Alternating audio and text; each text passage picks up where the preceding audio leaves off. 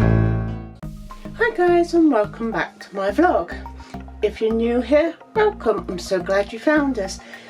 If you're old here, welcome still. Okay, today I have to pressure can up some ugly chicken. This is not a how-to. If you want to know how to do it, I suggest you jump over to Sutton's Days, who I consider as the canning queen. She tells you all about it, but it's just something I've got to get done today. So before we jump into this vlog, please consider subscribing as we're bringing out new content all the time. Okay, let's get going. Okay, there's my canner, and I've got the correct amount of water in there. I've just washed with soapy water my jars and my lids. They're in warm water. I just find that they seal a bit better if they've been in warm water. That's my chicken breast. Okay, I'm going to play some music while I chop all this up and get it shoved into the jars.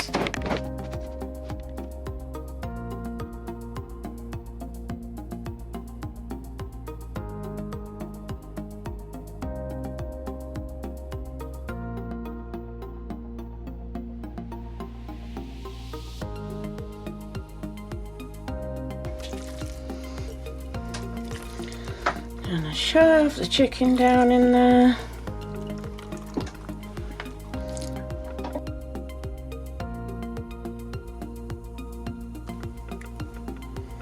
And try and get all the air pockets out.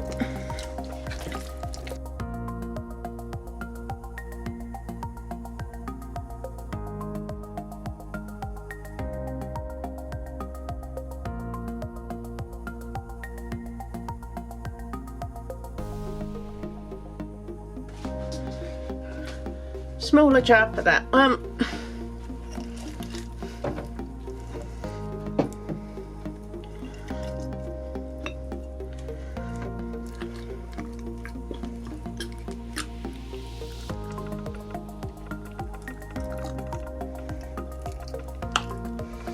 You want inch head space. I think a couple of these are a little bit too full.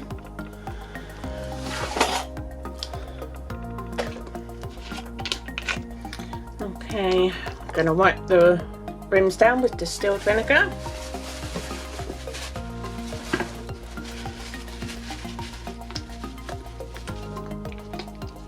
Just going to double check the height.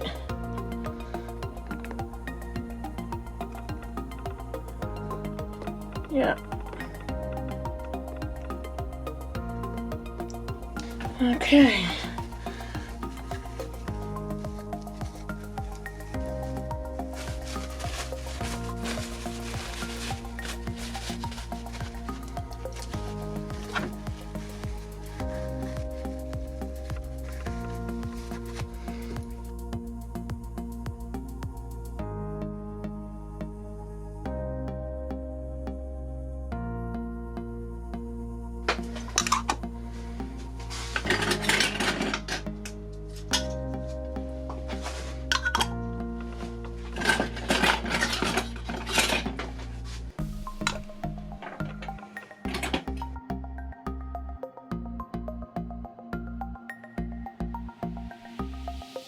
Gonna put these in my canner.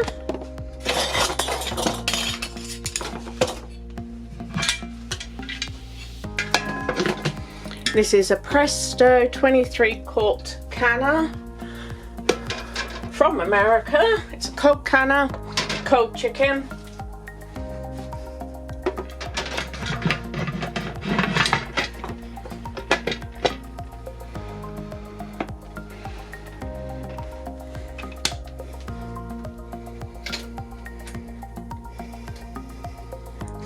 Alright, we're going to slowly bring that up to temperature.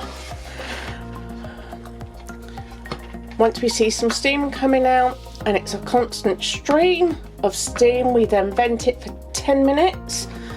After 10 minutes, we put our weight on, then we wait for it to come up to pressure, and then we'll be canning it for 75 minutes. So I'll bring you back when we're venting. Okay, while we're waiting for my canner to come up, I don't know whether you guys have ever tried anything like this. Oh my goodness, it's expensive, it really is. But man, the flavour is outstanding. Absolutely outstanding.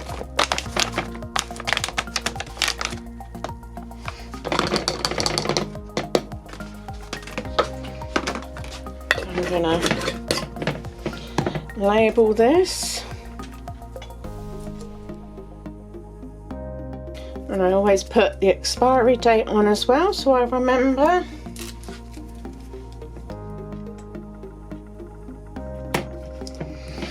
Yeah, it's all labelled. I've just got a basic label maker. It's a manual one, it's not a digital or anything like that, it's done by hand. I love it. It works really well for me. While I wait for that to do something else, let's show you what I've been canning up this last week. Okay, I have got 2, 4, 6, 8, 9, 10, 11 quarts of potatoes. I have 6, 7, 8, 9, 9.5 pints of carrots. I have 2, 4, 6, I think it's 9 or 10 mixed beans. Then I have 3 jars of green beans. So they've been done this week. 3 of those. And then this is my ugly chicken, what we're doing in the canner as we speak. I have 12 of those, and we have actually been using them. We would have had probably about 14, 15. So actually we've got 12 potatoes because 4 up there. There's that one down there. So 12 potatoes. I had to make some more room for my canning stuff. As you can see, I'm trying to get a bit of a stock up of it. I love doing the chicken. We absolutely love this chicken this way. And why they call it ugly chicken, well, you can see it doesn't look pretty, but boy, it is nice. And then the liquid in there is just from the chicken, so it's got all that goodness, like a chicken broth. It's made itself in there. As I said, if you haven't heard of Sutton's Day, she's the one that does ugly chicken. She is absolutely amazing if you want to know anything about pressure canning. I totally recommend her. She is on YouTube. She has a massive following. She really is the canning queen. Another person that you might like to follow if you're interested in canning is that 1870s Homestead, also on YouTube, and Heather from the Needy Homesteader. She also does a lot of canning. She's also a canning queen. So they're the ones that I follow. They are absolutely brilliant to follow, and they do the how-tos. Because I'm new at doing pressure canning, I'm not confident enough to do a how-to on anything. So all I know is how to can what I'm canning and trying to get a few rounds under my belt so I feel more confident. But at the moment I'm absolutely loving it. Now the jars I use are from Hobbycraft, the Hobbycraft jars. I take off these lids, those and the bands on. I'm not going to say which lids I use. There's big controversial over it. A lot of people are against the ones made in China. But I do know one of the latest ones that's going around, what everyone is recommending, is 4 jars. And they are actually made in China. So, take your pick. Do what you gotta do. Do your research. And choose the ones that fits best for you. That's what I'm gonna say on the lids. Not getting into it. But as you can see, I use jars. I did order some wide mouth bands and lids, and I have today found from the range ones that will fit the wide mouth bands and lids. So I'm really pleased with that, because some of my other jars that I have, like these ones, which is also a wide mouth, these bands do not fit.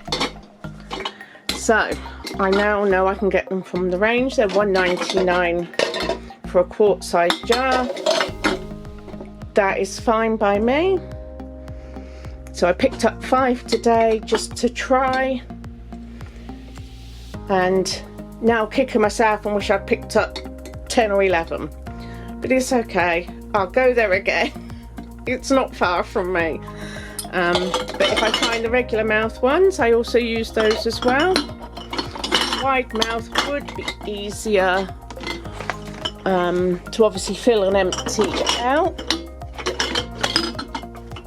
As you can see, I am trying to stock up a little bit on my jars, because obviously gardening season is upon us, or almost upon us, and I want to have enough jars in to preserve as much as I can from my garden this year.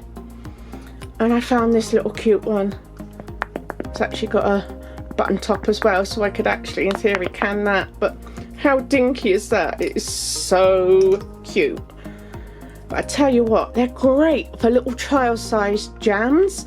For gifts, you could do 2 or 3 of those at Christmas of different jams and put it in like a little hamper. I do that for close family because I know that they love all the different jams, so I often do that. So I'm going to trial some of these out at some point, and I'll be using jams as my steam canner for. Okay, that I'm going to put on my shelf. Oh yeah, something else I got new this week is, as you can see, a very long spoon. If I do that, that shows you. Got a spoon because trying to get to the bottom of that jar with a normal spoon. Grab a normal spoon. As you can see, it's a nightmare. Your hands don't get in, you have to tilt it and bang it. But look how much more room I've got with that wooden one. And I love ordering bits from Zoom. I've never had a problem with their quality on stuff like this. I've ordered yarn from Zoom, things like spoons, beads and things like that I've ordered. I don't order the canning lids or anything like that from Zoom. It's just what I call handy bits I order. So that's my new one. I think that was £3 or £4. Really pleased with that. Cannot complain at all. Okay, that is now venting. You're not going to see it.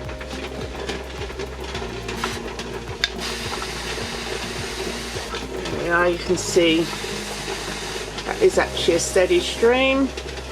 It's the only way I can show you because of the light. I can see it, but the camera can't. Isn't that typical? No matter which way I go round. But that is venting, so we're on the countdown because we have to vent that for 10 minutes. I've got 7 minutes left. Then we put that on. We'll wait. I'll bring you back when we're doing that. Okay, timer's going off. Pop our weight on. drop that heat right down. And now we sit and wait for this to come up to pressure. When it's up to pressure, I'll bring you back to show you. And for my altitude, it's 11 pounds of pressure. So you have to check the altitude so you know what pressure to pressure can at. As you can see, my pressure needle is coming up, so we've got to get it on that black mark after the turn. So, bring you back when we're there. While I'm here, just reached 11 pounds of pressure. So now we start our countdown, 75 minutes for pints. Even with that small jar, that half pint, will still go at a pint timing.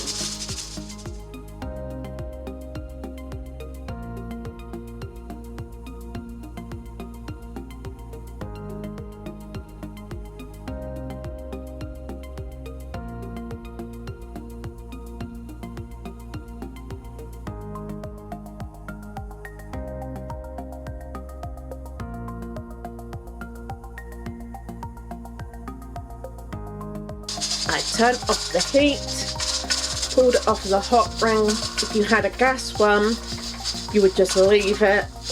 You just turn the gas off and it will cool down naturally, but mine's obviously not, and that holds a lot of heat for quite a long time, so I just pull it off. And I will say, if you're canning on a glass top stove, be careful, know your risks. These glass tops can shatter, so to be on the safe side, contact the manufacturer of your cooker if it's glass top and see if it's safe to can on. We will let it sit and come down in pressure on its own. We're not going to touch it, we're just going to let it do its own thing. And then after that, after it's come down in pressure and then you've left it about 15 minutes, we're then going to crack the lid and take the jars out. Okay, so I'll be back when we get to that stage. Okay, that has been done. It's been sitting there for a little while.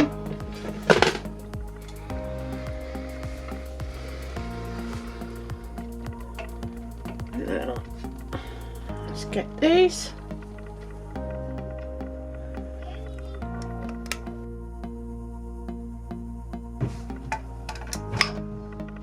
Oh, that was a pop. That is one of the lid sealing, which we want to hear. There's this one there.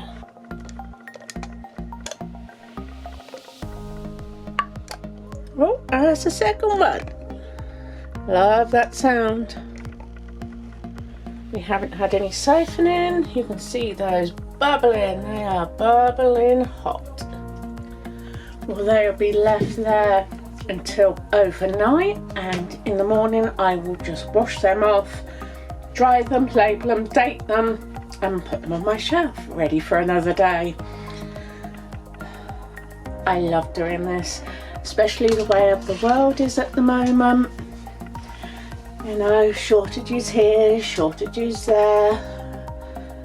It can be quite challenging sometimes, and to me doing something like this is peace of mind, that I'm going to be able to feed my 5 kids. I also enjoy doing this pressure canning. When I first thought about pressure canning, which was about 3 years ago, I was terrified of it, absolutely terrified, and I watched and watched and researched for literally over 3 years before I'd even contemplate it.